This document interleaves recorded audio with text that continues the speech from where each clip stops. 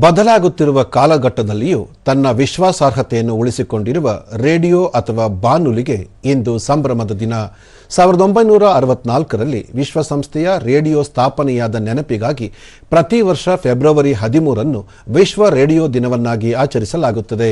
ಈ ಬಾರಿ ರೇಡಿಯೋ ಮತ್ತು ಕೃತಕ ಬುದ್ಧಿಮತ್ತೆ ಎಐ ಒಂದು ಸಾಧನ, ಧ್ವನಿಯಲ್ಲ ಎಂಬ ಘೋಷವಾಕ್ಯದೊಂದಿಗೆ ತಂತ್ರಜ್ಞಾನ ಮತ್ತು ಮಾನವ ಸಂವೇದನಾ ನಡುವಿನ ಸಮತೋಲನದ ಬಗ್ಗೆ ಜಗತ್ತಿನಾದ್ಯಂತ ಜಾಗೃತಿ ಮೂಡಿಸಲಾಗುತ್ತಿದೆ. ಛತ್ತೀಸ್ಗಢದ ರಾಯ್ಪುರದಲ್ಲಿ ಯುನೆಸ್ಕೋ ಸಹಯೋಗದೊಂದಿಗೆ ರೇಡಿಯೋದ ಭವಿಷ್ಯದ ಬಗ್ಗೆ ಗಂಭೀರ ಮಂಥನ ನಡೆಯುತ್ತಿದೆ. 1936ರಲ್ಲಿ ಮೊಳಕೆಯೊಡೆದ ಆಕಾಶವಾಣಿ ಇಂದು ಬೃಹತ್ ಹೆಮ್ಮರವಾಗಿ ಬೆಳೆದು ನಿಂತಿದೆ. ಬಹುಜನ ಹಿತಾಯ ಬಹುಜನ ಸುಖಾಯ ಎಂಬ ಮಂತ್ರದೊಂದಿಗೆ ಹಳ್ಳಿಗಳಿಗೂ ಮಾಹಿತಿಯ ಬೆಳಕು ನೀಡುತ್ತಿರುವ ಆಕಾಶವಾಣಿ ಇಂದಿಗೂ ಜಗತ್ತಿನ ಅತಿದೊಡ್ಡ ಪ್ರಸಾರ ಸಂಸ್ಥೆಗಳಲ್ಲಿ ಒಂದು.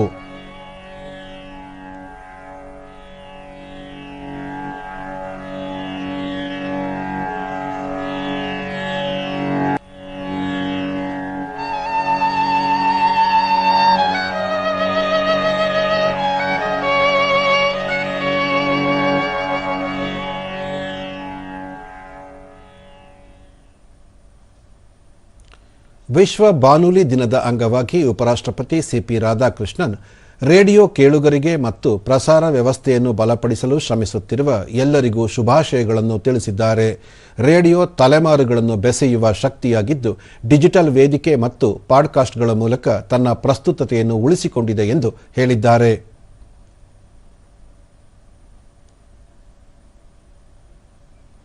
ಪ್ರಧಾನಿ ನರೇಂದ್ರ ಮೋದಿಯವರು ರೇಡಿಯೋ ಮಾಧ್ಯಮದೊಂದಿಗೆ ಗುರುತಿಸಿಕೊಂಡಿರುವ ಎಲ್ಲರ ಪ್ರಯತ್ನಗಳನ್ನು ಈ ದಿನ ಸ್ಮರಿಸುತ್ತದೆ ಎಂದು ತಿಳಿಸಿದ್ದಾರೆ.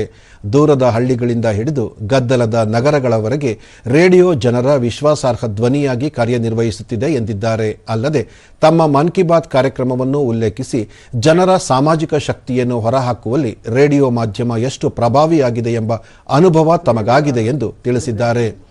ಬಾನುಲಿ ಸಂಭ್ರಮದ ಅಂಗವಾಗಿ ಕೇಂದ್ರ ಮಾಹಿತಿ ಮತ್ತು ಪ್ರಸಾರ ಖಾತೆ ರಾಜ್ಯ ಸಚಿವ ಡಾಕ್ಟರ್ ಎಲ್ ಮುರುಗನ್ ರೇಡಿಯೋ ಕೇವಲ ಶಬ್ದವಲ್ಲ, ಸಾಮಾನ್ಯ ಜನರ ಬದುಕಿನ ಅವಿಭಾಜ್ಯ ಅಂಗ. ಮಾಹಿತಿಯನ್ನು ಜನಸಾಮಾನ್ಯರ ಭಾಷೆಯಲ್ಲೇ ತಲುಪಿಸುವಲ್ಲಿ ರೇಡಿಯೋ ಸದಾ ಮುಂಚೂಣಿಯಲ್ಲಿದೆ ಎಂದು ಸ್ಮರಿಸಿದ್ದಾರೆ. And information taking to the common citizen. And apart from this, whether it is in tribal area, tribal cultural, or whether it is in deep forest area, so the entire the radio is taking informations and I wishes to the citizens on this occasion of the World Radio Day celebrations.